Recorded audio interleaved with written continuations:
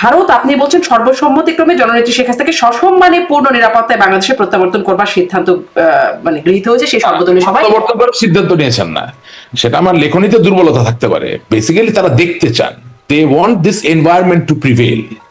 উনি তো কোনো ক্ল্যান্ডেস্টাইন অপারেশন করবেন না। আমি বুঝতে পারিনি আসলে কি চাই ভারত, কি করছে আপনি মানে লেখনীতে দুর্বলতা মানে কি? ভারত চাচ্ছে তার প্রতিবেশী দেশে একটি গণতান্ত্রিক আবহ বিরাজমান, একটা এখানে পরিষ্কার। অবশ্যই ভারত কোন সামরিক বিমান নিয়ে সামরিক ব্যক্তিকে নিয়ে অস্ত্র নিয়ে এসে কাউকে বসাই দিবে না, এই কথা তো আমি লিখতে যাবো না, আমি তো উন্মাদ না। এটা ভারত সসম্মানে পূর্ণ নিরাপত্তায় বাংলাদেশে প্রত্যাবর্তন মানে কি? Yes of course. আমি কি যখন শেখ হাসিনা যখন বাংলাদেশে ফিরবেন, ভারতের পক্ষ থেকে বা আমেরিকার পক্ষ থেকে বা ইংল্যান্ডের পক্ষ থেকে এই আহ্বানটা আসতে পারে না যে ওনাকে পূর্ণ নিরাপত্তা দিবেন?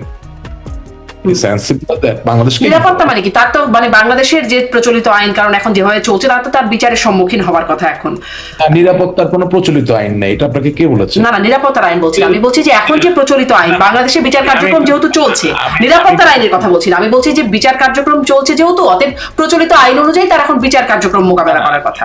বিচার কাজের তো কিছু এক্সট্রাঅর্ডিনারি সাইডও আছে না? আপনি ধরেন, আমি যদি এখন এগুলো বলি অনেকের ভালো লাগবে না। ধরেন আমি তো প্রায়শই নেলসন ম্যান্ডেলার কথা বলি, জেলে ছিল। তো জেলে থাকলে তো তার রায় হয়ে গেছে, তার সাথে তো আলাপ আলোচনা কোনো বিষয় নেই, সে জেলেই তো বসবে। কিন্তু তাকে তো ওই আইনটাকে বাকি তার মধ্যে থেকে তাকে এনে তার সাথে দফায় দফায় আলোচনা চলেছে না? তো এখন আপনি জননেত্রী শেখ হাসিনা বিচার করবেন কি করবেন না ওটা পরের কথা। যদি করেনও, আপনি যদি শেখ হাসিনার মুখে তালা লাগায় দেন জোর করে, সেটা তো কেউ সাপোর্ট করবে না। আপনি কি আমার কথাটা বুঝতে পারছেন কিনা? শেখ হাসিনা তো এখনো বলছে কিসের বিচার করেন, বিচার করতে পারলে করেন, প্রমাণ করতে পারলে করেন। উনি তো মোকাবেলা করতে চাচ্ছেন, আমি যা কথাবার্তা যা শুনলাম। কিন্তু আপনি যদি একটা ফার্স তৈরি করেন, মানে একটা সার্কাস তৈরি করেন in the name of A trial, তাহলে তার আপনি ওনাকে আনতে পারছেন না। তো এখন বিদেশি কমিউনিটির একটা অংশ তো ইন্ডিয়া বটে, এটাকে ছোট করে দেখার কোনো সুযোগ নাই। India is the 5th largest military power in the whole world. Not only that, they are now within the first 5 economic powers of the world, correct? And growing. ওই জায়গা থেমে যায়নি, and growing. সেই জায়গা থেকে India as a great international political player, if they expect that there should be a fair trial, there should be fair, equitable তাহলে কি opportunity. Fair ট্রায়ালের জন্য ইন্ডিয়া বাংলাদেশে ফিরিয়ে দেওয়ার পরিকল্পনা? To express what she wants to do. If they say that as a political party, Awami League, with whom they fought in 1971 to free the country from the clutches of Pakistan, they want the leaders and the workers of Awami League to be able to express their political views and will. There is nothing wrong in it. Nothing wrong বলছেন, কিন্তু আমি আসলে এটি doctor Kalimullah আপনার কাছ থেকেও বুঝতে চাই যে রাশিক রহমান যা বলছেন আপনি কি সেটাই বলছেন কিনা। মানে শেখ হাসিনাকে সসম্মানে পূর্ণ নিরাপত্তায় বাংলাদেশে প্রত্যাবর্তন করার সিদ্ধান্ত গ্রহণ করা হয়েছে। সসম্মানে পূর্ণ নিরাপত্তায়, সসম্মানে মানে কি? তাকে কি বিচার মোকাবেলা করার জন্য মানে পাঠানোর সিদ্ধান্ত হয়েছে? আমি আসলে এটা একটু ডক্টর কলিমুল্লাহ আপনার কাছ থেকে বুঝতে চাই, মানে সসম্মানে মানে সম্মানীয় রাশিক রহমান যে বক্তব্যটি বা বিশ্লেষণ বা ব্যাখ্যান যেটি হাজির করেছেন, তার সঙ্গে আমি কমপ্লিমেন্ট সাপ্লিমেন্ট দ্বিমত করছি না। এক যে বিষয়টি সেটি হচ্ছে উইথ ডিগনিটি, সম্মানের সঙ্গে সেলফ রেসপেক্ট বলে একটা বিষয় আছে। খেয়াল করে দেখেন, আপনার আমাদের মাননীয় সাবেক প্রধানমন্ত্রী বা এখনো কেউ বলেন যেহেতু তিনি পদত্যাগ করেননি বা তারপর পত্র পাওয়া যায়নি, সেটা নিয়ে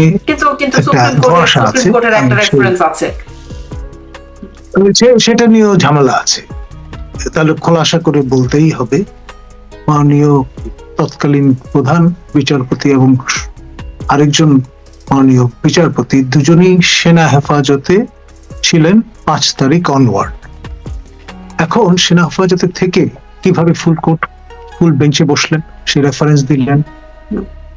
এখানে কোন রকমের হায়াটাস বা ঝামেলা আছে। তারপরে যে বিষয়টি সেটি হচ্ছে একজন দণ্ডিত ব্যক্তি, আমাদের মাননীয় বর্তমান প্রধান উপদেষ্টা professor doctor Yunus, Nobel laureate, তিনি যখন শপথ গ্রহণ করেছেন তখন কিন্তু দণ্ডিত ব্যক্তি হিসেবে শপথ গ্রহণ করেছেন। আমাদের সিনিয়র সাংবাদিক এ কে এম পাটোয়ারি যখন এই বিষয়টা নিয়ে টক শোতে একটা ইস্যু হিসেবে তুললেন, তখন তড়িঘড়ি করে তার এই দণ্ড মুক্তির ব্যবস্থা হলো। খেয়াল করেন, মানে একটার পর আরেকটা, মানে তিনি একটা তো ত্রুটি দণ্ডিত থেকে আরেকটা মানে তার তো রায় হবার কথা ছিল যেদিন কথা, তাহলে হয়নি। বিষয়টা হচ্ছে তিনি যেদিন শপথ গ্রহণ করেছেন সেদিন তিনি দণ্ডিত ব্যক্তি হিসেবেই শপথ গ্রহণ করেছেন। এটা একটা প্রেসিডেন্স তৈরি করলো। কিন্তু ভবিষ্যতে কেউ যদি সরকার প্রধান হন দণ্ডিত অবস্থায়ও, তাহলে এই যে প্রেসিডেন্স তৈরি হলো সেটা দেখে করা যাবে, কেউ মন্ত্রী হতে পারবেন দণ্ডিত অবস্থায়। আইনের যে প্র্যাকটিস, যে আপনি যদি পুরনো কোনো দৃষ্টান্ত দেখাতে পারেন এট হোম অর অ্যাব্রড, তাহলে সেটি দিয়ে আপনি ভবিষ্যতে একই ধরনের কাজ করতে পারবেন। স্পিরিট অফ দ্য ল তাই বলে। জি, মানে তাহলে ওই যে সেই জন্য সসম্মানে এখানে নানান রকমের গোজামিল আছে, এখানে নানান রকম গোজামিল আছে, হ্যাঁ। মানে পটভূমিতে সেই বিষয়গুলো ফোরফ্রন্টে আসবেই। কদিন লুকিয়ে রাখবেন, কদিন আপনি কোর্সিভ একটা স্টাইলে সবার মুখ বন্ধ করে রাখবেন, সেটা তো সম্ভব হবে না। জি, মানে আর বাক স্বাধীনতা বলতে একটা বিষয় আছে, তাই না? এখন ধরুন রাশিদ রহমান দেশের বাইরে আছেন, তিনি যতটা ফ্রিলি কথা বলতে পারছেন, আমি হয়তো অতটা ফ্রিলি কথা বলতে নাও চাইতে পারি, মানে কিন্তু বিষয়টা ফ্রিলি কথা বলতে চাইতে মানে আমরা যেটা ভয় কিসের? ভয় ডেফিনেটলি আছে। আপনার যে কোনো সময় আমার শ্রদ্ধেয় জ্যেষ্ঠ সহকর্মী প্রফেসর আবুল বারকাতকে কদিন আগে কথা নেই বার্তা নেই মাঝরাতে তুলে নিয়ে যাওয়া হয়েছে। শিক্ষক মানুষ, সেই ভয়টা আপনারও আছে। আচ্ছা, আপনি বলছিলেন, জি সেটি ভয় বুঝলাম, স্পষ্ট একজন মানে তাকে সসম্মানে ফেরানোর পরিকল্পনাটা কিরকম? আপনি বলছিলেন যে ডক্টর ইউনূসের হুকুমতে না হলেও হয়তো আগামী মাসেই, সেই বিষয়টাকে একটু স্পষ্ট করবেন, মানে কি আগামী মাসে কি? দেখুন, আপনার যে অবস্থাটা তৈরি হয়েছে গোপালগঞ্জে, এটা কি মেটিকুলাস ডিজাইনের অংশ না? এই প্রশ্নটা কেউ কেউ তুলছেন, আবার কেউ কেউ বলছেন যে মাস্টার মাইন্ড যারা, তারা হোমওয়ার্ক করেই গিয়েছেন বাঘের মতো তর্জন গর্জন করতে করতে। আবার ফিরবার সময় আমরা দেখলাম মার্জার বা বেড়ালের মতো সাজোয়া জানে মাথা নুইয়ে ঢুকে পড়ছেন, মানে তাদের সেই মারদানি তার অবশিষ্ট নেই। তো এই বিষয়গুলো এবং তার প্রতিক্রিয়ায় জেলা প্রশাসন যে ব্যর্থতার পরিচয় দিলেন, ব্রিটিশ আমল বলুন, পাকিস্তান আমল বলুন, বাংলাদেশ আমল বলুন, সবসময় আমরা দেখছি জেলা প্রশাসন কোনো গোলমালের আশঙ্কা করলে তৎক্ষণাৎ 144 ধারা জারি করার ঘোষণা দিয়ে দেন। এখানে ট্যাগিং এর ভয়ে জেলা প্রশাসন আপনার সেটা থেকে বিরত থাকলেন, এবং আপনার যখন লাইভ অ্যামুনিশন ব্যবহার হলো, মানুষের মৃত্যু ঘটলো, তারপর তারা 144 ধারা জারি করলেন, দায় সারলেন। তারপর আবার সেটাতেই শেষ হলো না, বিষয়টা সান্ধ্য আইন জারি করা হলো, এবং সান্ধ্য আইন জারি করে সেটা আবার এক্সটেন্ড করা হলো, তারপর আবারও 144 ধারা জারি করা হলো, এবং তারপর হুট করে আবার এই যে মেসেজটা কিছু কিছু ক্ষেত্রে চাউর হয়েছে, ফলে তড়িঘড়ি করে আপনার যেখানে পিনাকি ভট্টাচার্য প্যারিসে বসে একটা পরিকল্পনা আনফোল্ড করলেন যে হে গোপালগঞ্জবাসী, তোমরা মেইন স্ট্রিমের সঙ্গে যদি যুক্ত হতে চাও, this is almost like last call, এখনই সময়, তোমরা রাজি হয়ে যাও, আর তা না হলে তোমাদের বিরুদ্ধে অবরোধ রচনা করা হবে 1 মাসের জন্য, খাদ্য সরবরাহ বন্ধ করে দেওয়া হবে, ওষুধপত্র যাবে না, বিদ্যুৎ জল গ্যাস সব বন্ধ করে দেওয়া হবে, যে সরকারি দপ্তরগুলো আছে সেখানে যারা সেবা দান করছেন তাদের সবাইকে উইথড্র করে নিয়ে আসা হবে, এবং যেটাকে আমরা কোস্ট গার্ড পলিসি বা পোড়ামাটি নীতি বলি সেটি অবলম্বন করা হবে। 1 মাস সময়ের মধ্যে যারা বেরিয়ে আসবেন তারা আর কখনো ফেরত যেতে পারবেন না, এবং 1 মাস পরে যেটি হবে সেটি হচ্ছে এই অঞ্চলের নামও পাল্টে দেওয়া হবে। গোপাল নামটার সঙ্গে ঠাকুরের একটা সংস্পর্শ আছে, সনাতন ধর্মাবলম্বীদের একটা বিষয় আছে, মথুয়া সম্প্রদায়ের একটা সংশ্লেষ আছে, সুতরাং এটাকে চিরতরে কবর দিয়ে সেখানে হয়তো একটা আরবি বা ফার্সি নামের কোনো গঞ্জ জুড়ে দেওয়া হবে, যেমন পাকিস্তানিরা নেত্রকোনা বা এইসব আশপাশের অঞ্চলগুলোকে কোনটার নাম দিয়েছিলেন নেসারাবাদ, কোনটার নাম দিয়েছিলেন কায়দাবাদ, সেরকম একটা ইসলামীকরণ চলবে। এই হুমকি দেওয়ার পর আমরা দেখলাম খুব তড়িঘড়ি করে সান্ধ্য আইন, তারপর যেটাকে বলে 144 ধারা জারির যে বিষয়টা, সেটা উবে গেল। এই যে সর্বশেষ হঠাৎ করে আপনার 180 ডিগ্রি সমারসল্টে চলে যাওয়ার যে দৃষ্টান্তটা প্রশাসন দেখালো, এর সঙ্গে এই সর্বদলীয় ঐকমত্যের একটা সম্পর্ক থাকলেও থাকতে পারে। কিন্তু আপনি এটাকে মানে 180 ডিগ্রি টার্ন কেন বলছেন? মানে সব সময় তো আর কারফিউ জারি থাকবে না বা শান্ত আইন জারি থাকবে না, এক সময় তো উঠাবেই। কিন্তু যে পিনাকি গুলি হেলনের দেশ উঠে বসে, তিনি যেহেতু এরকম একটা পলিসি আনফোল্ড করে দিয়েছেন, ধরেই নেওয়া হয়েছিল যে অ্যাকর্ডিংলি এই পলিসিটা পার্সু করা হবে। কিন্তু এটাও একটু বলবেন, পিনাকির অঙ্গুলিহীন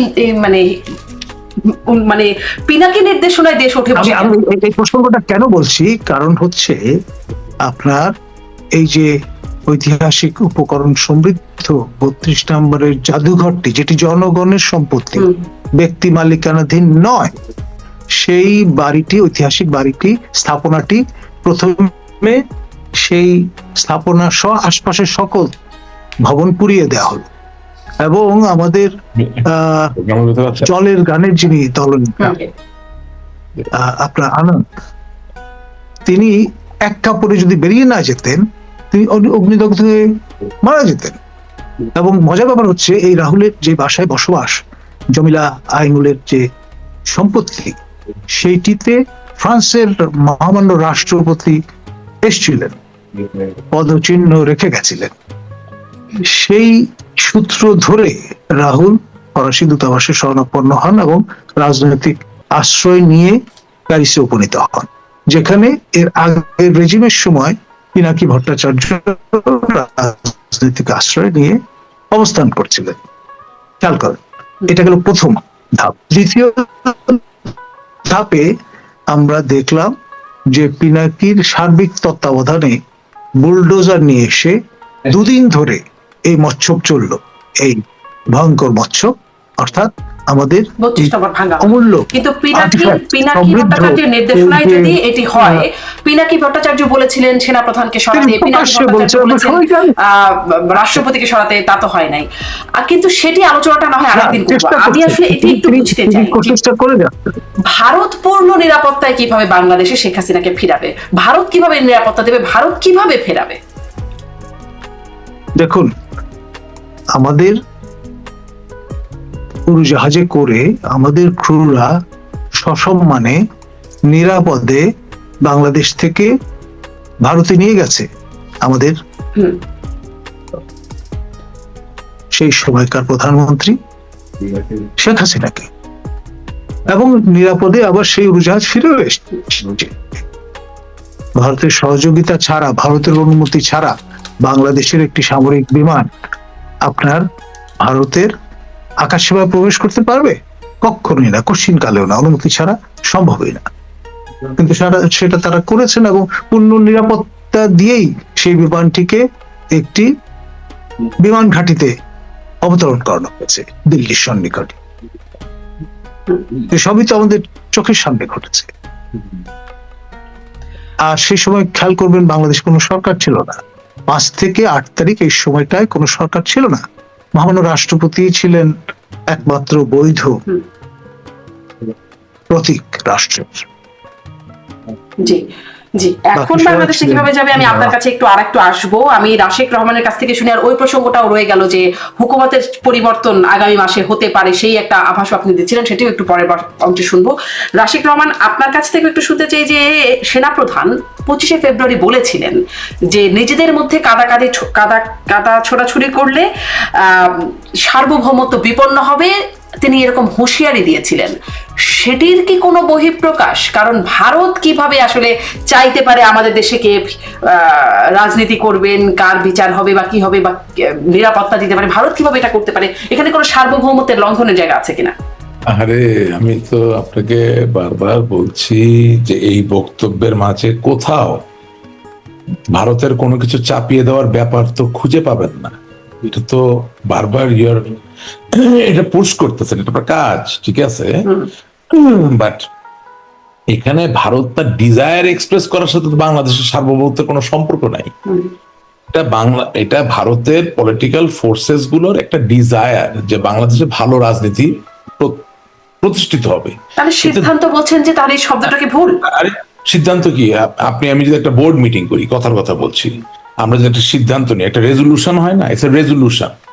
বাংলায় তো অনেক শব্দ আসলে ইংরেজির সাথে ইচ্ছা, ডিজায়ার, ইচ্ছা সিদ্ধান্তের মধ্যে পার্থক্য আছে। ডিজায়ার একটা সিদ্ধান্ত, it's a decision. Resolution is a decision, and a brute decision is a decision.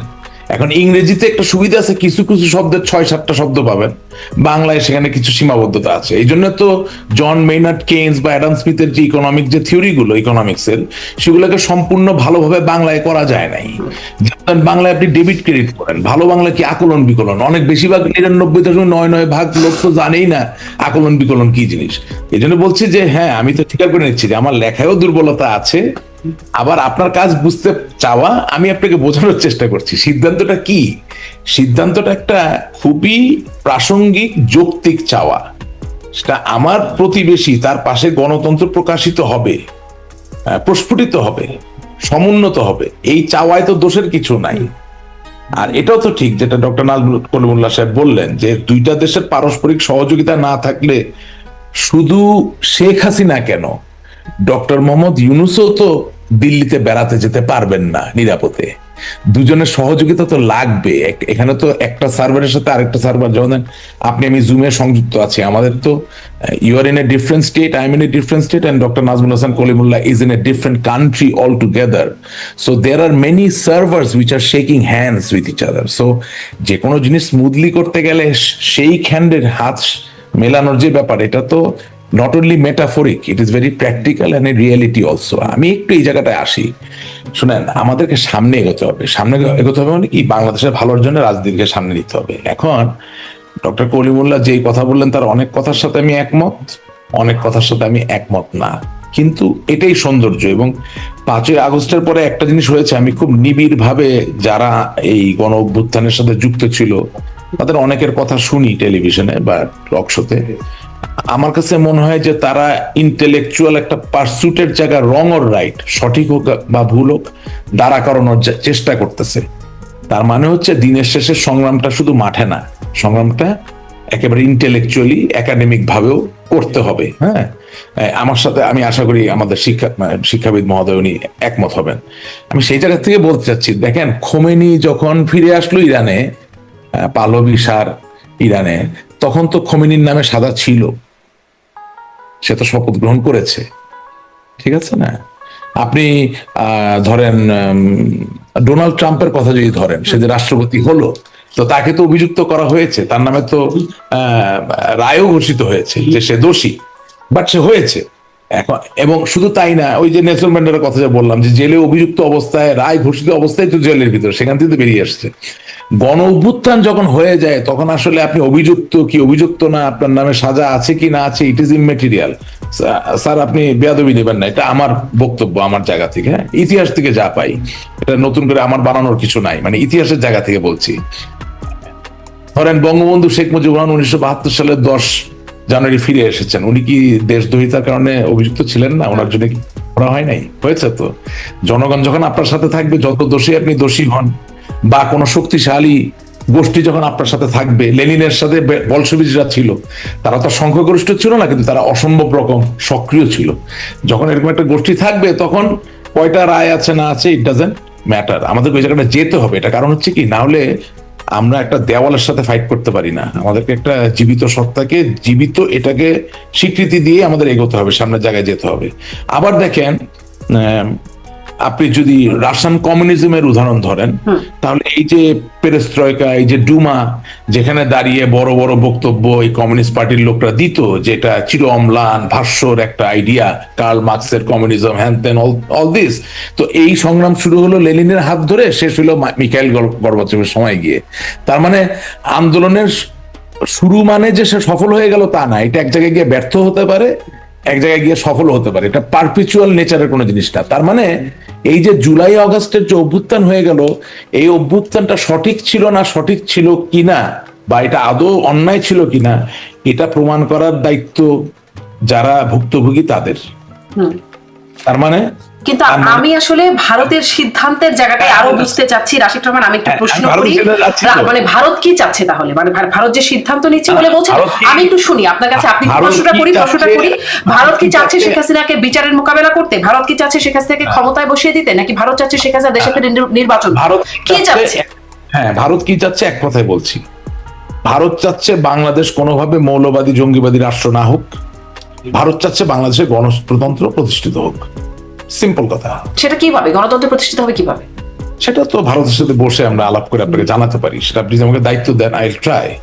But এখন আপাতত এই বিষয়ে কিছু জানেন নাই আপনারা, শুধুমাত্র ভারতের সর্বদলীয় সভায় এটি সিদ্ধান্ত হয়েছে। আমি একটু নিজেকে সবসময় ডাউনগ্রেড করে কথা বলতে পছন্দ করছি। এটার কারণ হচ্ছে যে আমি এখন এই মুহূর্তে যেটুকু পেলাম সেটুকু নিলাম। এই যে আপনার সাথে কথা বললাম, অবভিয়াসলি আমার বন্ধুদের সাথে তো আবার কথা হবে, তাদেরকে জিজ্ঞাসা করবো যে দেখেন আমরা তো এই প্রশ্নের সম্মুখীন হচ্ছি, আপনারা কি বলেন, বিশ্লেষণটা নিব। বাট এখনকার জন্য ব্যাপারটা পরিষ্কার, দুটো জিনিস। একটা হচ্ছে ভারত বলে না, যে কোনো দেশই কখনো চাবে না তার প্রতিবেশী রাষ্ট্র মৌলবাদী বা জঙ্গবাদী হয়ে যাক। কোন রাষ্ট্রই চাবে না তার প্রতিবেশী রাষ্ট্রতে গণতন্ত্র বিকশিত না হোক। এখন ভারত বোঝে কিনা যে ঐতিহাসিকভাবে পূর্ববর্তী তাদের কিছু দায়িত্ব ছিল, সেটা আরেক দিনের আলাপ। আওয়ামী লীগ বোঝে কিনা তার পূর্ববর্তী সময় কিছু করার ছিল কিনা, সেটা নিশ্চয়ই আরেক দিনের আলাপ। কিন্তু আজকের আলাপটা হচ্ছে যে ভারতের রাজনৈতিক সংহতির জায়গা হচ্ছে ভারত চায় বাংলাদেশে গণতন্ত্র বিকশিত হোক, প্রতিষ্ঠিত হোক। আর এটার ডিরেভেটিভ ক্যালকুলাসের মতো যদি ডিরেভেটিভ করেন, মানে যদি ডিরাইভ করার চেষ্টা করেন, তাহলে আপনি যেটা পাবেন যে বাংলাদেশের রাজনীতির পটে আপনি শুধুমাত্র বিএনপি কে নিয়ে যেমন দাবি করতে পারবেন না যেটা গণতান্ত্রিক রাষ্ট্র, আবার আওয়ামী লীগকে বাদ দিয়ে আপনি দাবি করতে পারবেন না যেটা গণতান্ত্রিক রাষ্ট্র। সো কিছু কথা আছে মানুষের মুখে বলা লাগে না। ভারত তো এতদিন চাইলো না, মানে ভারত যদি গণতান্ত্রিক রাষ্ট্রই চায় তো এতদিন তো চাইলো না। বিএনপি কে যখন নির্বাচন থেকে বাদ রাখা হলো, বিএনপি জামাত, তখন তো আসলে ভারত চায়নি।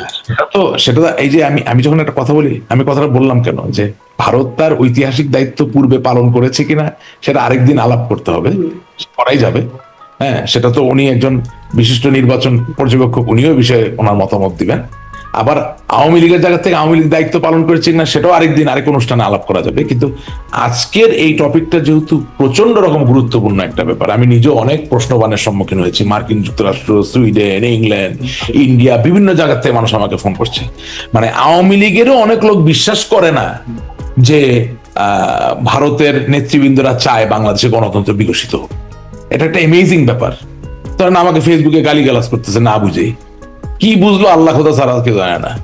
আরে ভাই, আপনি সোনিয়া গান্ধী হন, আপনি নরেন্দ্র মোদী হন, কি আপনি মমতা ব্যানার্জি হন, আপনি যদি ভারতের দায়িত্বে থাকেন, আপনি কি চাবেন নাকি যে আপনার পাশের দেশে গণতন্ত্র চলে না?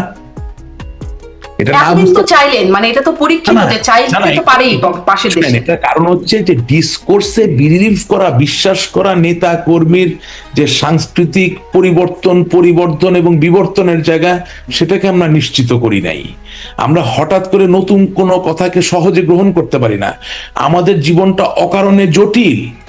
শুনেন, বাংলাদেশের এখন এমন এক অবস্থা, বাংলাদেশের এই সময়ে যদি নিজামুদ্দিন আউলিয়া জন্মগ্রহণ করতো ডাকাত হিসাবে, মানে ডাকাত নিজামুদ্দিন হিসাবে, আপনি লিখে রাখেন আমার কাছ থেকে, উনি আউলিয়া হতে পারতেন না। কারণ ডাকাতের সংখ্যা এত বেশি হয়ে গেছে। এই নিজামুদ্দিন যখন ডাকাতির থেকে নাম খারিজ করতেন, কেটে দিতেন, তখন অন্য ডাকাতরা এমন গালিগালাজ করতো, সে চিন্তা করতো বাবা আমার আউলিয়া হওয়ার দরকার নেই, আমি ডাকাত ছিলাম, ডাকাতই থাকি। ব্যাপারটা হচ্ছে যে এই দেশে সুস্থ স্বাভাবিক যুক্তিসঙ্গত কোনো কথা তো আপনি কোথাও বলতে পারছেন না।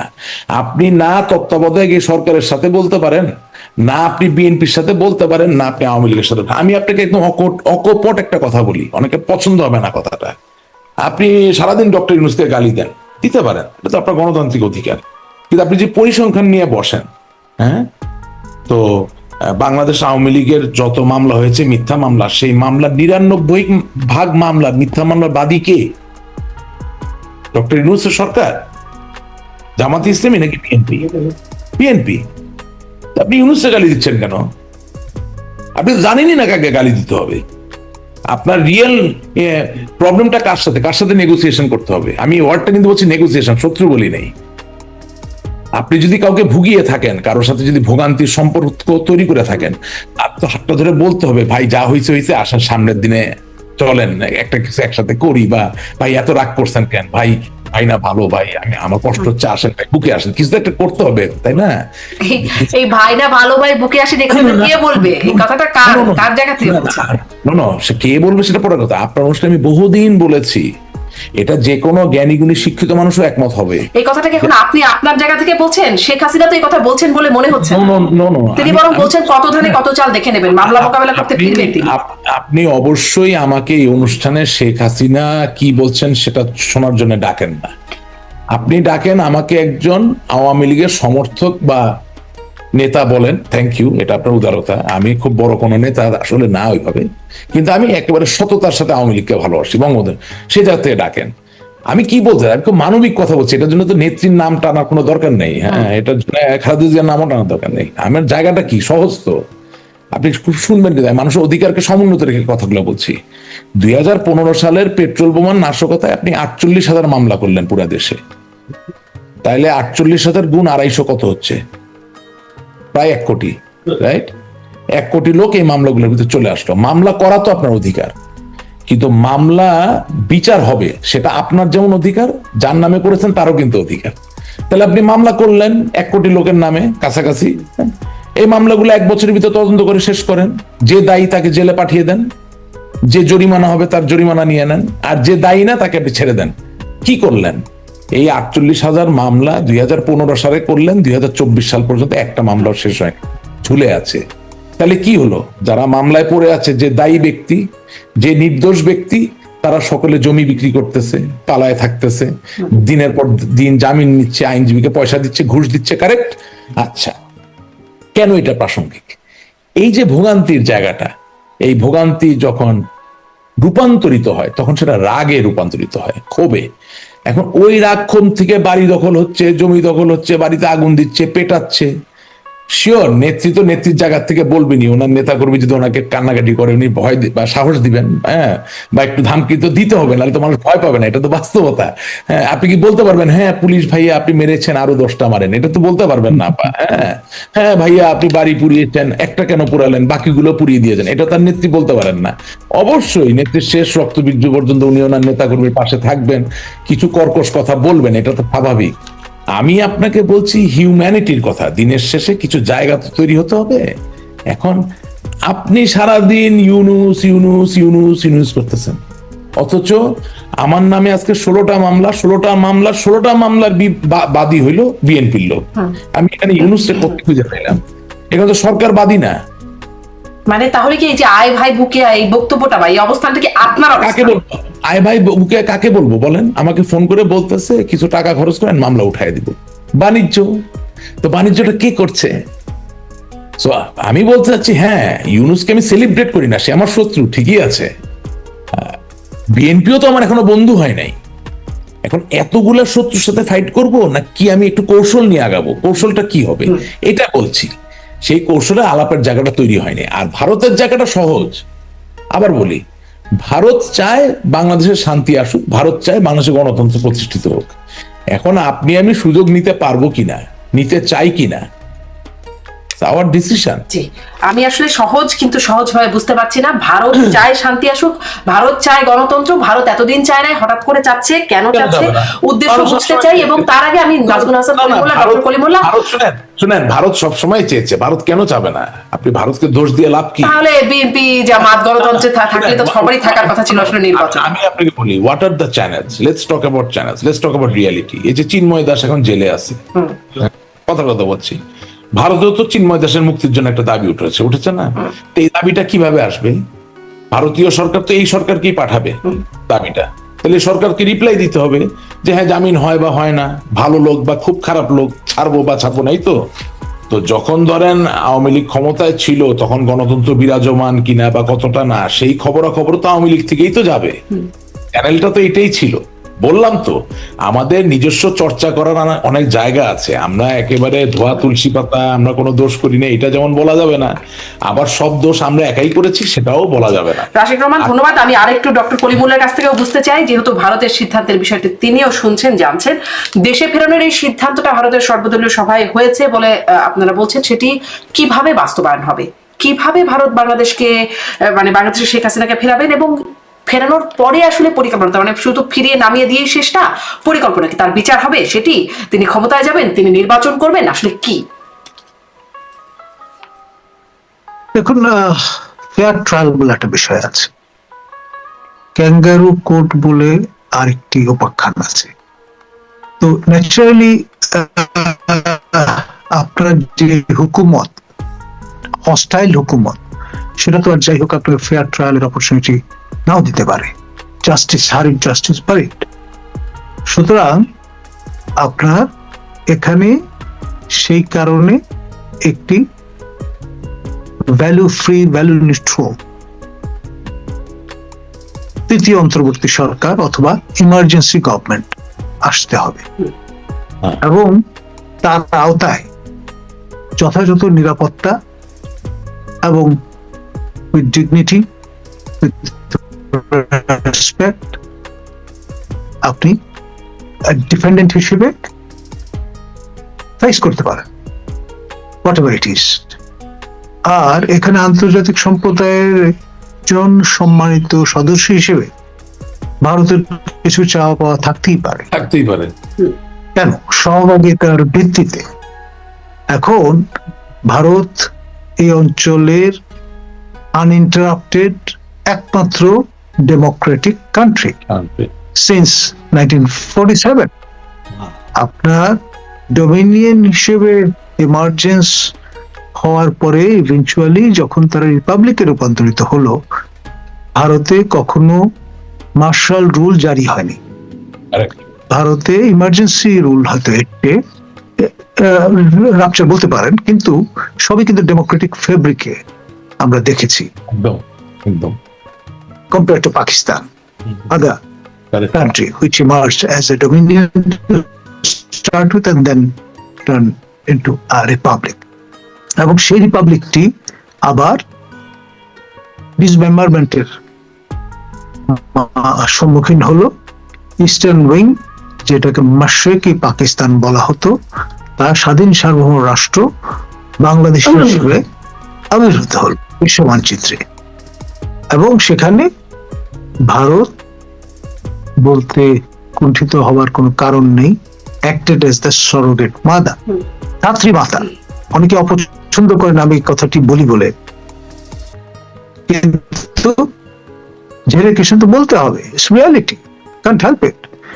এককভাবে মুক্তিবাহিনী কিন্তু এই বিজয়ের গৌরব অর্জন করেন, মিত্রবাহিনী সদস্যরা রক্ত প্রদান করেছেন, বুকের তাজা রক্ত ঢেলে দিয়েছেন।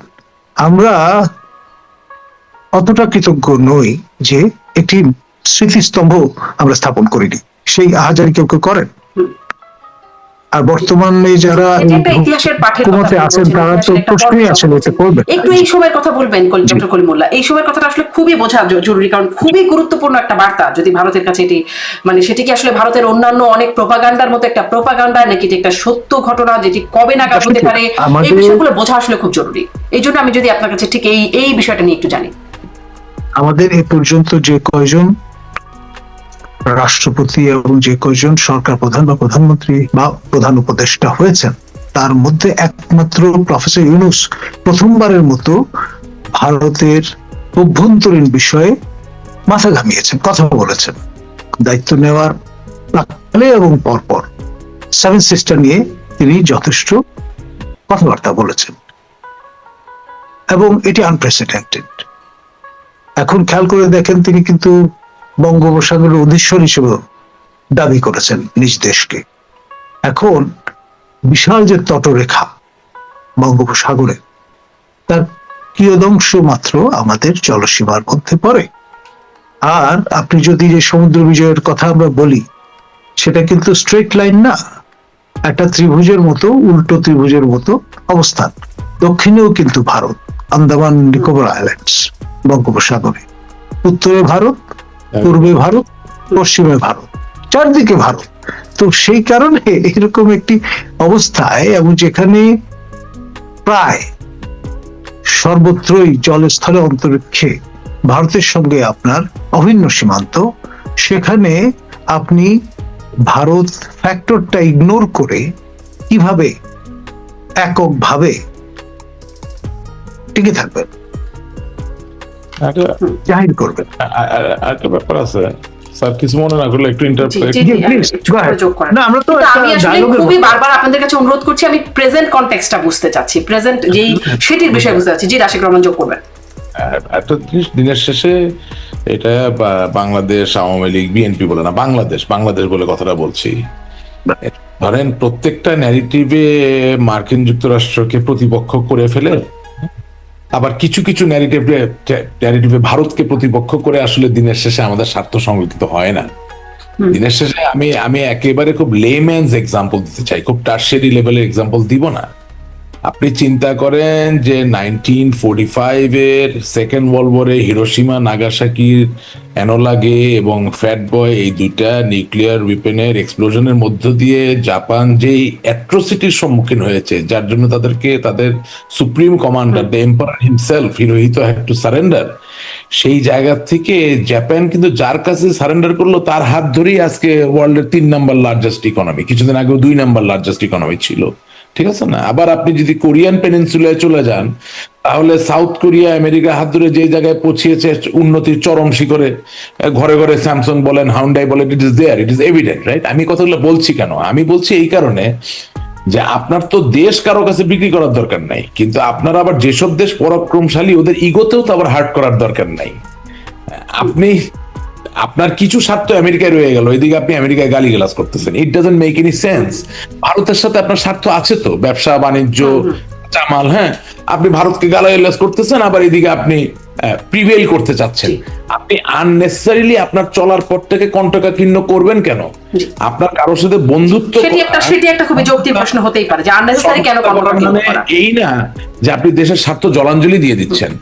আপনার যে বন্ধু ধনী বন্ধু, আপনি ধনী নন, আপনার কাছে কথা বলছি, আপনার চাকরি নাই, আপনার বন্ধুর কাছে আপনার দক্ষতার যে হালনাগাদ যে খাতা, সেটা দেখিয়ে যদি তার মাধ্যমে আপনি ভালো কোনো একটা কাজ পেয়ে সসম্মানে দাঁড়িয়ে যেতে পারেন বা আরো এগিয়ে যেতে পারেন, এতে তো হারানোর কিছু নাই।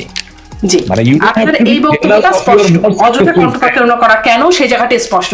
আমি ডক্টর কলিমুল্লাহ এই জায়গাটা একটু খুব খুব এই জায়গাটি স্পষ্ট হতে চাই, আর কিছু অন্যদিকে না গিয়ে যদি এই জায়গাতেই বলেন, ভারত কিভাবে শেখ হাসিনাকে ফেরানোর পরিকল্পনা করছে, সিদ্ধান্তটা ভারতের কিরকম, কবে নাগাদ সেটি করবে এবং কি উদ্দেশ্যে সেটি করবে, মানে আমি একদম উদ্দেশ্য বলতে মোটা দাগে উদ্দেশ্য না, সুনির্দিষ্ট উদ্দেশ্য জানতে চাই। তাকে বিচারের মুখোমুখি করা, তাকে মানে যে প্রশ্নটি করছিলাম, ক্ষমতা, বিচার বা নির্বাচন, কি উদ্দেশ্যে? দেখুন, আপনি একজন মৃত্যুবরণ করুক, 1400 জন মৃত্যুবরণ করুক, যখন ঘটনাগুলো ঘটে তখন কিন্তু আপনি একই সমতলে পড়ে যান। শেখ হাসিনাকে আপনি যদি অভিযুক্ত মনে করেন, তাহলে প্রফেসর ইউনূসকেও একই পাল্লে আপনাকে ফেলতে হবে। 5 জন অফিসিয়াল ফিগার মৃত্যুবরণ করতে হয়েছে, স্বাভাবিক মৃত্যুর অধিকার থেকে তারা বঞ্চিত হয়েছে। যেমনটি বলা হয়, 1400 মানুষ তারা স্বাভাবিক মৃত্যুর অধিকার থেকে বঞ্চিত হয়েছেন শেখ হাসিনার শাসনামল। খেয়াল করেন। এখন এই যে কারণ 15ই আগস্ট পর্যন্ত এই সংখ্যাটা জাতিসংঘ দিচ্ছে না, ঠিক আছে, মানে আমি খুব সাধারণ ভাবে বিষয়টা আলোচনা করছি, বিটিগিটিতে যাচ্ছি না। কারণ ওই দায় আবার প্রফেসর ইউনূসের, যখন তিনি 8 তারিখে শপথ গ্রহণ করেছেন, 8ই আগস্ট থেকে 15ই আগস্ট, এই সময়টা দায় পরিপূর্ণভাবে তার। তো ফলে আপনি সংখ্যাতাত্ত্বিক বিচারে যদি যান, তাহলে হয়তো 19-20 হবে, এটা নিয়ে আমি ডিবেটে যাব না। কিন্তু আপনি কিন্তু একই সমতলে দাঁড়িয়ে গেলেন, তখন আপনি জাস্টিফাই করবেন কি করে? এই বিষয়টা কিন্তু আসবে। আর সেখানে আপনার অভিযোগ যদি ওঠে ক্রাইম এগেইনস্ট হিউম্যানিটি, আপনি ডিফেন্ড করবেন কি করে? আপনি নোবেল লরেট হতে পারেন, সেটা এক বিষয়। আমাদের শেখ হাসিনার শাসনামলেই আমরা এই ন্যারেটিভটা শুনেছি যে একজন নোবেল লরেট বেলারুসে তিনি বিহাইন্ড দ্য বার আছেন, কেউ তো আইনের ঊর্ধ্বে নন। প্রফেসর ইউনূস কি আইনের ঊর্ধ্বে? অবশ্যই না। তো ফলে এই যে অ্যাকাউন্টেবিলিটি যে ইস্যুটা, একটা অনির্বাচিত সরকারের অধীনে আমরা এখন আছি, ম্যান্ডেটবিহীন সরকারের অধীনে আমরা শাসিত হচ্ছি, এটি অনেকের পছন্দ হচ্ছে না, ভালো লাগছে না, না লাগতেই পারে। সেই কথা বলবার অধিকারটুকু এখন নেই। কিছু বললেই লোকজন হামলে পড়ছেন। তো এখানে ভারত কি করবে? মব এবং মগের মুল্লুকের ইংরেজি সংস্করণ ঘটেছে, মব ভায়োলেন্স। এবং সেখানে যেহেতু ধাত্রী মাতার ভূমিকায় ছিল ভারতেই রাষ্ট্রের ভূমিষ্ঠ হওয়ার ক্ষেত্রে, সুতরাং পার্টলি ভারতেরও দায়িত্ব আছে। ভারতের পার্টি তখন সৈন্যরা থাকতে রক্ত থাকতে দিয়েছে। তখন সেটা থাকতে পারে, কিন্তু এখন তো স্বাধীন সার্বভৌম রাষ্ট্র। এখন এই রাষ্ট্রে কি হবে, কার বিচার হবে, নির্বাচন কবে হবে, বা কি সেটা বাংলাদেশ। আপনার civil aviation, postal system, entire government, এটাকে উইপেনাইজ করলে তো it is a threat for not only one country, it can B a big threat for the entire world. From that perspective, if India is concerned, we cannot say no. There is nothing wrong in it. Why only India? Any other country can be concerned. But all we are trying to say, India will be concerned because it is the closest neighbor that Bangladesh has. Concern হয়ে India কিভাবে করবে সেই বিষয়টা কি স্পষ্ট সেটা হয়? কিভাবে করবে কি আমি তো আপনাকে বললাম, ডিজায়ারের জায়গায় আমাদের ডক্টর নাজমুল হাসান কলিমুল্লাহ, উনি হয়তো আর একটু ডিটেইল জানেন, বাট দিনের শেষে বাস্তবে ডিজায়ার করাটা তো দোষের কিছু না। এখন কিভাবে করবে মানে কি, উনি কি কোনো ক্ল্যান্ডেস্টাইন অপারেশন করবে? না, আমি বিশ্বাস করি না, করবে না। ক্ল্যান্ডেস্টাইন অপারেশন করা লাগে না। ইন্ডিয়ার মতো একটা শক্তিশালী রাষ্ট্র যদি প্রপার নেগোসিয়েশনে থাকেন, উনি যদি তার ডিজায়ার বারবার এক্সপ্রেস করতে থাকেন, একটা সময় তো আপনাকে সম্মান করতে হবে। আপনি কতদিন না বলবেন? আপনি একটা পাড়ায় থাকেন, একটা মহল্লায় থাকেন, একটা গ্রামে থাকেন, আপনার বাড়ির পাশের মুরব্বী একটা কথা যদি 10 বার বলে, আপনি 10 বার না শুনেন, একবার তো আপনাকে শুনতে হবে। এটা তো বাস্তবতা। আপনি তো একটা ইকোসিস্টেমে আছেন। সো নট নেসেসারিলি টম ক্রুজের মিশন ইম্পসিবলের মতো আপনার একদম লেজার দিয়া মাস্ক বানাইয়া হাতে পিস্তল নিয়ে গিয়ে জায়গা দখল, ওইভাবে তার করা লাগে না। Things work in a different way. International diplomacy that itself is সেটা কি আগামী মাসেই হতে পারে, মানে যেটি ডক্টর কলিমুল্লাহ বলছেন হুকুমতের পরিবর্তন? ওটা ডক্টর কলিমুল্লাহ ওনার তথ্যের জায়গা থেকে বলেছেন। I will not encroach. I know my limits and I know my boundaries. আমার জায়গা সহজ। আমার তো এই মাস বা আগামী মাস বা 6 মাসের বিষয়ই নাই। আমি তো আরো সহজ কথা আপনাকে বললাম। আমার কথা হচ্ছে, যাই হোক না কেন, যদি কোনো ঘটনা ঘটে বাংলাদেশের জন্য ওভারঅল ভালো নয়, তাহলে সেই ঘটনা ঘটার মানে কি? আপনি শুনেন, আমি একটা অকপট কথা আপনাকে বলি। আমার বয়স যদি 80 বছর হয়ে থাকে, 90 বছর হয়ে যেয়ে থাকে, আর আমি এই যে বাচ্চা ছেলে যারা এগুলা করতেছে, যেটা ডক্টর নাজমুল হাসান বললেন যে চিন্তা করে, মানে এক একটা ট্র্যাপ তৈরি করে করে বা একটা ডিজাইন করে যে কাজগুলা করতেছে, তার সাথে কতক্ষণ আমি ফাইট করব? একটা তো সমাজে একটা মানে বয়স অবস্থানের ব্যাপারও তো থাকে। তো আমাদের প্রিপেয়ার্ডনেসটা কি? বারবার কিন্তু আমরা এগুলোকে পার্টিজান করে ফেলতেছি। আমরা তো পার্টিজান করতে পারি না। আপনি আজকে কথার কথা বলছি, যেমন ধরুন ঢাকা শহর থেকে একটা অভিনেতা অভিনেত্রী ঢাকা শহরে থাকছে না যারা প্রথিতযশা ভালো, মানে ট্যালেন্টেড, সব আমেরিকা কানাডায়, কেন অস্ট্রেলিয়া চলে আসতেছে বলেন তো? কেন? কোথায় Bangla channel? Because they are not feeling safe, they are not feeling, they don't feel that there is any security. ভালো ভালো লেখক যে যেখান থেকে সুযোগ পাচ্ছে বাংলায় লেখার কথা, বাংলাদেশে বসে সেটা ছাইরা তারা চলে যাচ্ছে এমন জায়গায় যেখানে বাংলার কোনো কারবার নাই, বিকজ নিরাপদ বোধ করছে না। তার মানে কি? তার মনে হচ্ছে, are we prepared to save our country? প্রশ্নের উত্তরটা হচ্ছে, আমার মনে হচ্ছে না এখনো। বাট এই সিদ্ধান্তগুলো তো নিতে হবে। সেটা নিতে গেলে আপনি শুধু নিজে নিজে আলাপ করলে, আমি আওয়ামী লীগ নিজে নিজে আলাপ করলে কি হয়? আমাকে তো অন্যের সাথেও কথা বলতে হবে। যুদ্ধ চলাকালীন সময় তো কথা চলে। আপনার স্কাউট আছে, সাদা পতাকা, স্যার তো he is also a colonel in the Bangladesh territorial forces, Bangladesh national cadet করে। আমি নিজে গুডউইল অ্যাম্বাসেডর ছিলাম। তো এখন ঘটনা হচ্ছে যে সাদা পতাকা এখন আছে, সাদা পতাকা, মানে যদি সাবেক অন্যরা না হয় তাহলে আমি আছি এখনো, তাই না? Thank you. তো সাদা পতাকা নিয়ে আপনি তো মেইল নিয়ে যাবেন, বার্তা নিয়ে যাবেন, আলাপ হবে, যুদ্ধবিরতি হবে, আবার আলাপ হবে, চলবে তো।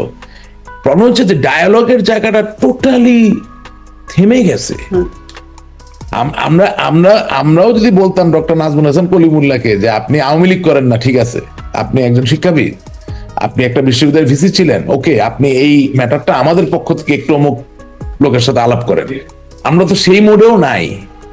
আপনি শুধু ফাইট করবেন সারাদিন রাত, এটা তো হয় না, আপনাকে তো আলাপ আলোচনা করতে হবে। তো আপনি মনে করেন, একদম দ্যাথিন কণ্ঠে বলতে চাই, আওয়ামী লীগের যেই কয়টা নেতাকর্মী কিছু হইলেও জামিন পাচ্ছে, তাদের জন্য আল্লাহর কাছে দোয়া করি যাতে তারা এই অবস্থায় থাকুক। তারাও, এই বেচারারাও কিন্তু অন্ধকারে, একটু গোপনে, একটু অপরপক্ষ মানে যিনি বাদী অর্থাৎ বিএনপির যিনি মামলাটা দিচ্ছেন তার হাতে পায়ে ধরে কিন্তু একটা জায়গায় যে জামিনটা নিচ্ছেন। এখন এই বেচারা জামিন নিয়ে যখন একটু স্বস্তির নিঃশ্বাস ফেলছেন, আমি কি তাকে দায়ী করতে পারি? আমি কি বলতে পারি যে তিনি আওয়ামী লীগের সাথে নো, নট এট অল, বিশ্বাসঘাতকতা করেন নাই।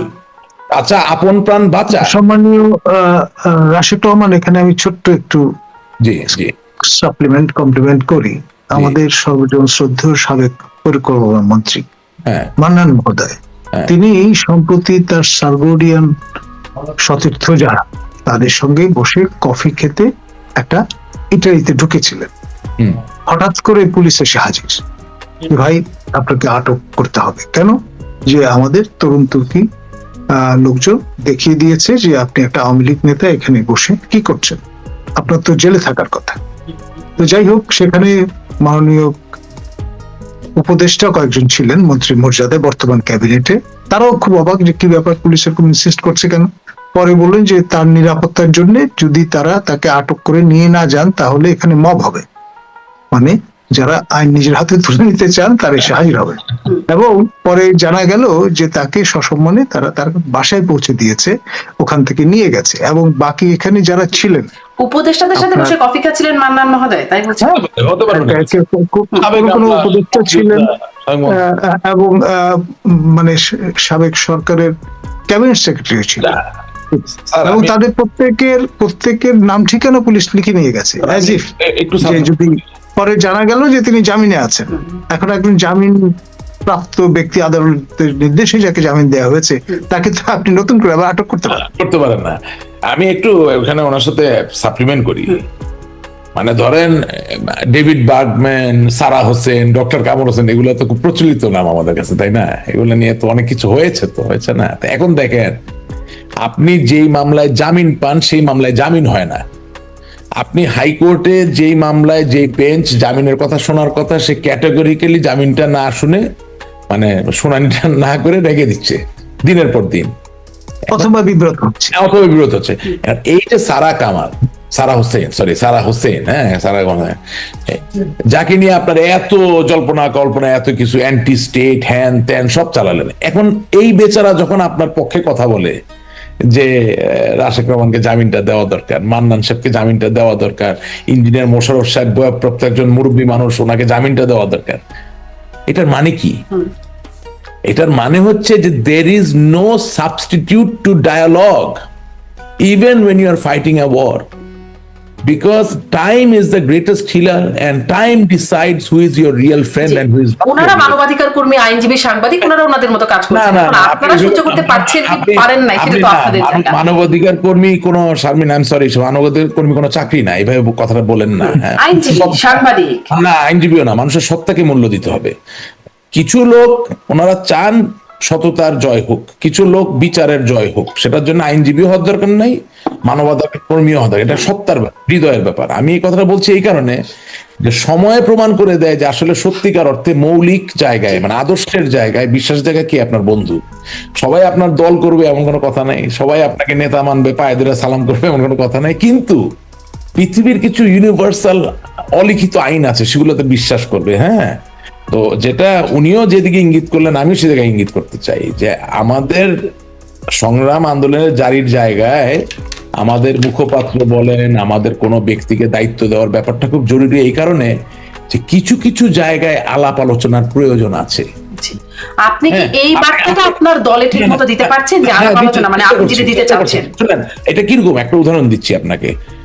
আমার জামিনও যদি চেতে হয়, অস্ত্রের মুখে তো আপনি জামিন চাইতে পারবেন না। আমার আইনজীবীকে তো বিচারকের সামনে, এই সরকারের বিচারকের সামনে বলতে হবে যে রাশেক রহমানের জামিন দেন। সেটা তো আলোচনা, মুখ দিয়েই বলতে হবে, বল প্রয়োগ করে তো করতে পারবেন না, যুক্তি দিয়ে করতে হবে।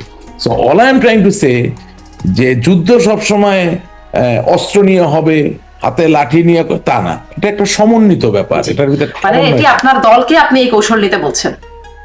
অবশ্যই আপনাকে রাজনীতি ফিরতে হবে না। জি, আপনি স্পষ্ট। আপনি কি ধন্যবাদ, আপনি কি doctor Irish Rahman. Republican army নাকি? ডক্টর কলিমুল্লাহ, আপনি কি শেষ করব। ঠিকাদার আমার ওয়ালিকা দল? একটি ফেসবুক পোস্ট এবং ডক্টর নাজমুল হাসান কলিমুল্লাহর কাছ থেকে কিছু তথ্য পেয়ে আমি আলোচনা। রাশিক রহমান, আপনি আপনার ফেসবুক পোস্টে লিখছেন যে আলহামদুলিল্লাহ এইমাত্র জানতে পারলাম ভারতে একটি সর্বদলীয় সভা হয়েছে, যেখানে সর্বসম্মতিক্রমে জননেত্রী শেখ হাসিনাকে সসম্মানে পূর্ণ নিরাপত্তায় বাংলাদেশে প্রত্যাবর্তন করবার সিদ্ধান্ত গৃহীত হয়েছে। অত্যন্ত গোপনীয়তার সাথে এই গুরুত্বপূর্ণ বৈঠক অনুষ্ঠিত হয়। জয় বাংলা, জয় বঙ্গবন্ধু। আপনার পোস্ট থেকে পড়লাম। আপনি এই যে শেখ হাসিনাকে ফিরিয়ে নেয়ার পূর্ণ নিরাপত্তায় প্রত্যাবর্তন করবার সিদ্ধান্ত গৃহীত হয়েছে, এই তথ্যটির উৎস কি, কোথা থেকে জানলেন, কিভাবে জানলেন, কে দিল এই তথ্য? ডক্টর কলিমুল্লাহ এরকম কথা বলছেন, যার কারণে আপনাদের দুজনকে নিয়ে আজকের এই বিশেষ আয়োজন। জি, রাশিক রহমান। আপনাকে ধন্যবাদ আমাকে আজকের অনুষ্ঠানে আমন্ত্রণ জানানোর জন্য। প্রথম কথা হচ্ছে, আমাদের তো বিভিন্ন পর্যায়ের বন্ধু বান্ধব পৃথিবীর বিভিন্ন জায়গায় আছে। এখন সঙ্গত কারণে আপনাকে আমাকে কে বলেছেন সেটা আমি বলতে যাব না।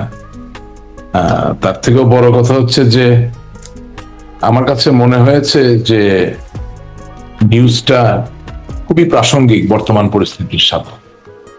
কারণ দিনের শেষে বাস্তবতা হচ্ছে যে বাংলাদেশ বলুন, ভারত বলুন, নেপাল, শ্রীলঙ্কা, মালদ্বীপ, পাকিস্তান, যেই দেশকে আপনি টেনে আনেন না কেন, দিনের শেষে গণতান্ত্রিক অভিযাত্রা, গণতান্ত্রিক মূল্যবোধ সুরক্ষিত না হলে আসলে কেউই তো নিরাপদ না।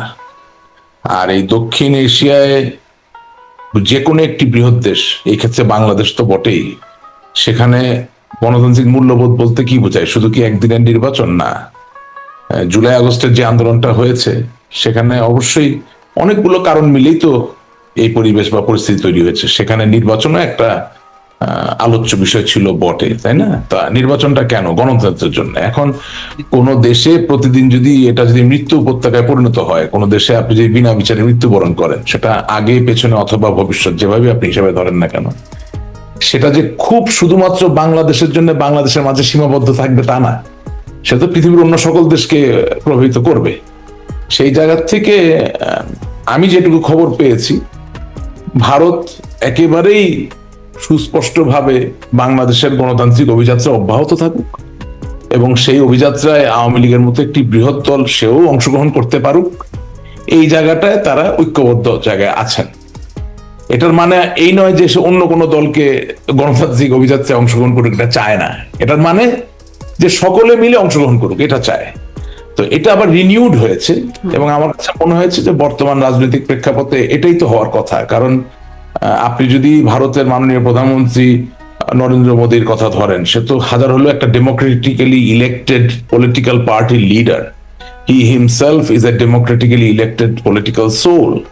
সো অবভিয়াসলি কোনো না কোনো একটা মেকানিজমে কিছুদিন পর পর পলিটিক্যাল কনভিকশন এবং কমিটমেন্টের যে জায়গাটা, এটা রিনিউয়াল তো প্রয়োজন হবে এবং সেই রিনিউয়ালের জায়গাটাই এখানে এসেছে। এতে এটার সাথে ভারত নির্ভরতা বা দালালি করা বা কারো কাছে নিজেকে বিক্রি করে দেওয়ার কোনোই সম্বন্ধ। আমি একজন আওয়ামী লীগের সমর্থক হিসেবে আমার বিভিন্ন শ্রেণী পেশার বন্ধু বান্ধব আছে, বিভিন্ন দেশে বিভিন্ন অবস্থানে আছে। এখন অবশ্যই যারা কিছু সেন্সিটিভ সংবেদনশীল তথ্য আমাকে দেন, তারা তো একটা বিশ্বাসের জায়গা থেকে দেন। তারা এটাও জানেন যে আমি আওয়ামী লীগের মুখপাত্র নই, একজন সমর্থক মাত্র বা একজন কর্মী মাত্র, এভাবে হাম্বল ভাবে বিনয়ের সাথে বলতে চাই। সেই জায়গা থেকে যখন তারা এই সংবেদনশীল তথ্যটা আমার সাথে ভাগাভাগি করেন, তখন আমার দায়িত্ব হয়ে যায় আপনার অনুষ্ঠানে এসে চাইলেও আমি নামটা বলতে পারি না। তবে সার্কামস্ট্যান্সিয়াল এভিডেন্স বলে একটা কথা আছে, আপনি বলছেন এই কথাটা সত্য কিনা, এটা নিয়ে তো আমি ঝগড়া করব না। তবে সত্য কিনা এটা বোঝানোর জায়গাটা খুব সহজ। যদি ভারত নাই চায় যে বাংলাদেশে ইনক্লুসিভ রাজনীতি চলুক, যদি ভারত নাই চায় যে বঙ্গবন্ধু কন্যা জননেত্রী শেখ হাসিনা বাংলাদেশ আওয়ামী লীগের সভাপতি হিসাবে, বাংলাদেশের সাবেক প্রধানমন্ত্রী হিসাবে, বাংলাদেশের অন্যতম শীর্ষ রাজনৈতিক ব্যক্তিত্ব, খুব বেশি কিন্তু নাই, বেগম খালেদা জিয়া, জননেত্রী শেখ হাসিনা, এরকম 2জন 3জন, নট টু মেনি, রাইট? এই লোকগুলো নির্বিঘ্নে তাদের রাজনৈতিক কর্মকাণ্ড চালাবে যদি চায়, এটা আমি বিশ্বাস করি তখন যখন আমি দেখি যে বাংলাদেশ আওয়ামী লীগের 40 থেকে 50,000 লোক ভারতে অবস্থান নিয়ে, আশ্রয় নিয়ে, সেখান থেকে ক্ল্যান্ডেস্টিন ভাবে হোক বা ভার্চুয়ালি হোক তাদের রাজনৈতিক কর্মকাণ্ড চালিয়ে যেতে পারছে। সুতরাং ঘটনা যে সত্য এটা নিয়ে কোনো সন্দেহ থাকার কোনো সুযোগ নাই। কিন্তু আপনি যদি আমাকে জিজ্ঞাসা করেন যে আওয়ামী লীগের অফিসিয়াল ওয়েব পেজে এলো না কেন, আমি তো ভাই জানি না এই ওয়েব পেজ কে চালায়। আপনি জানেন কে চালায় আওয়ামী লীগ থেকে? কাগজ দেখেছেন? সুতরাং ওর এলো না কেন ওটার উত্তরই তো আমি দিতে পারবো না। আমি তো আপনার অনুষ্ঠানে অনেকবার প্রশ্ন করেছি যে ধানমন্ডি 32 নম্বর ভেঙে দিয়েছে 5 তারিখে, ওটার প্রতিবাদ এসেছে কি অফিসিয়াল ওয়েব পেজে, স্যার আপনি নিজেও খেয়াল করছেন 8 তারিখে।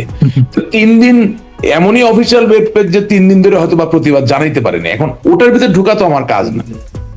আমি আমার নেতা কর্মীর মনটা বুঝি, বেচারারা খুব কষ্টে আছে, ব্যথায় আছে, অত্যাচারিত, লাঞ্ছিত, নির্যাতিত অবস্থায় আছে।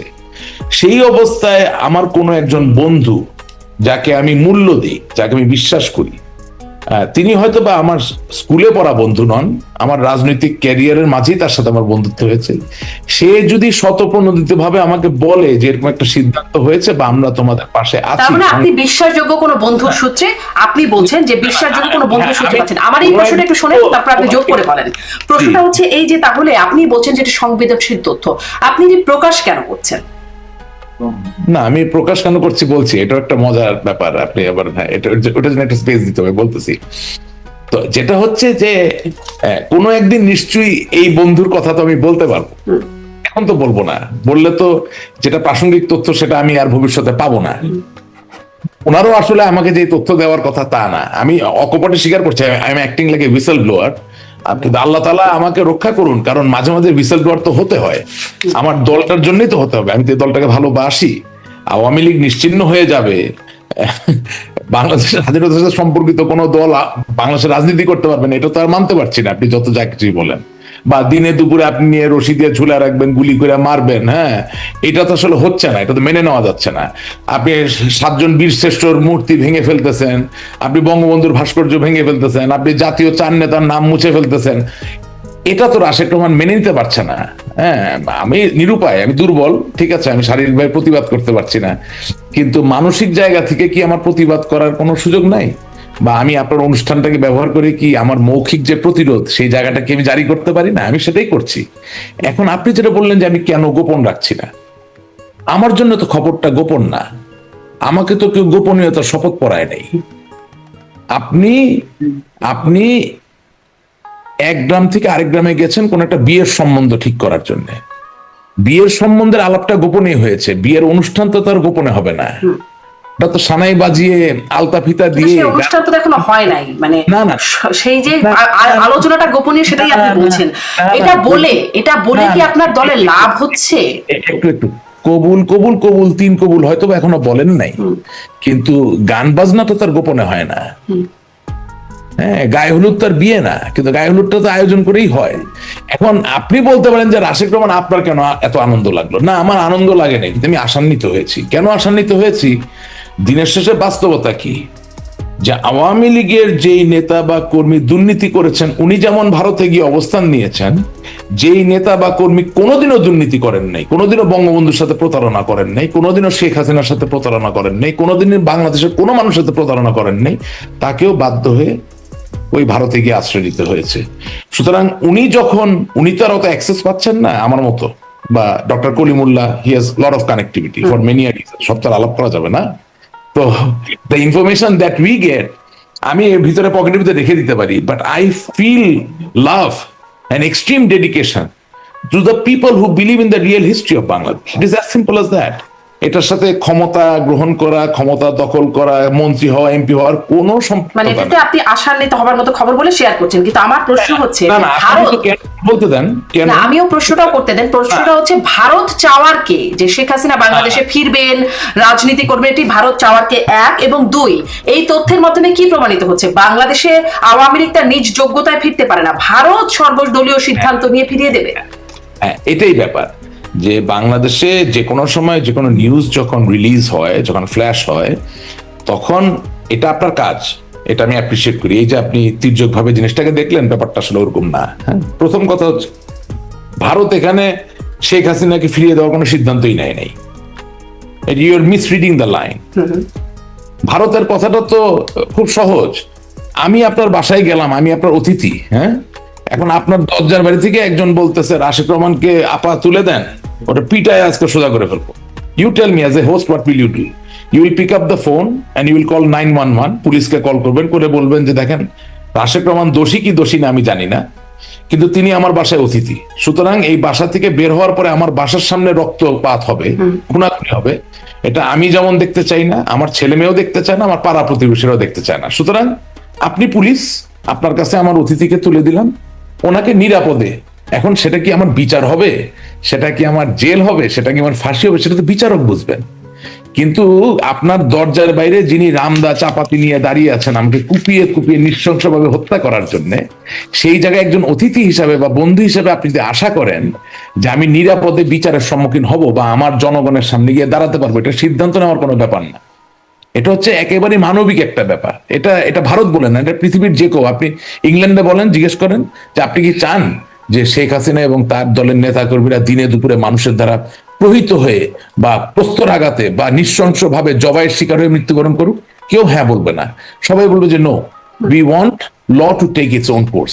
সো এখানে যেটা বললেন প্রথম প্রশ্ন, এটা এখানে প্রাসঙ্গিক হচ্ছে না। দ্বিতীয় প্রশ্নটা কি ছিল আপনার, যে আমরা কি ভারত নির্ভর কিনা? না, হ্যাঁ, মানে বাংলাদেশ আওয়ামী লীগ নির্যোগ্যতায় পারে না, এটি প্রশ্ন, এবং এইটি প্রশ্ন যে ভারত সিদ্ধান্ত নেবার কে যে বাংলাদেশ প্রত্যাবর্তন করবে। আমি তো আপনার অনুষ্ঠানে এসে বলেছি যে আমাদের ভারত নির্ভরতা সেটা বন্ধুত্বের জায়গা থেকে, সেটা রাজনীতিকে এগিয়ে যাওয়ার জায়গা থেকে হতে পারে না। এটা হলে আমরা ক্ষতিগ্রস্ত হবো। আমি কিন্তু অকপট স্বীকারোক্তি, আমি কিন্তু খুব যে রেখে রেখে চিন্তা ভাবনা করে নিজের, আমি আগামী দিনে আমার ক্যারিয়ার কি, আমি দেশটাকে ভালোবেসে কথা বলি। ভারত আওয়ামী লীগকে তার নিজের শক্তিতে প্রজ্বলিত হতে হবে, এটাই বাস্তব।